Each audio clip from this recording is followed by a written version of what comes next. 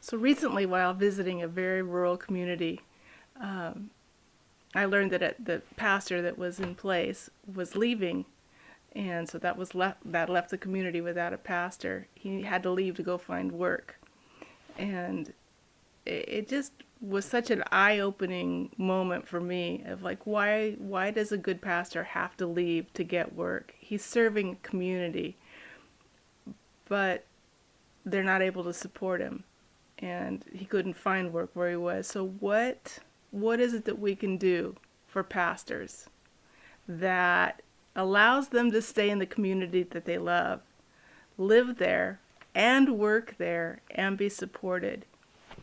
So I was talking with the friends that I was visiting, and an idea really began to form. What if we took the church, in this case it was a closed church, and we turned it into a hostel where people traveling through the area could stop, stay, see more of the community, invest in the community at their restaurants, at their laundromats, at their hotels, whatever's in that community. They're there long enough to invest. And what if that money turned around and supported the pastor and the church directly? When my wife came to me with the idea of starting a hostel in a rural community, at first I thought it was a little bit crazy. So I started to do some research on tourism and travel in our state. It turns out that bicyclists alone were spending $80 million in the part of the state that we were talking about starting a hostel.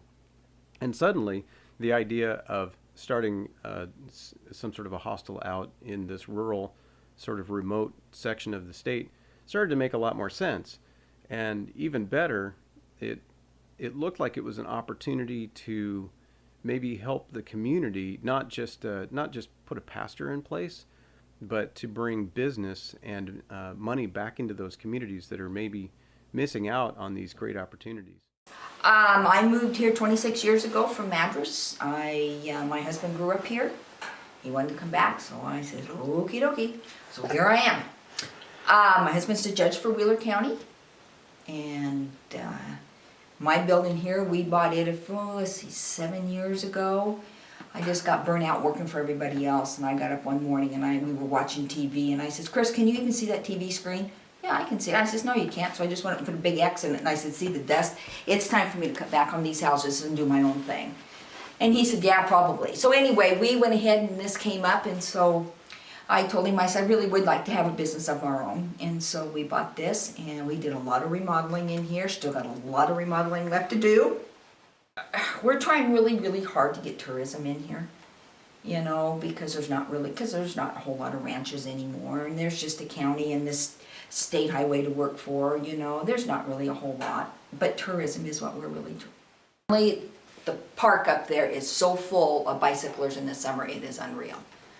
And we have a lot of people, just not for the painted hills, but a lot of people just come to see what the town looked like and different stuff. It's a cool little town. I mean, don't get me wrong, we all have our ups and downs with everything, but it is a cool little town.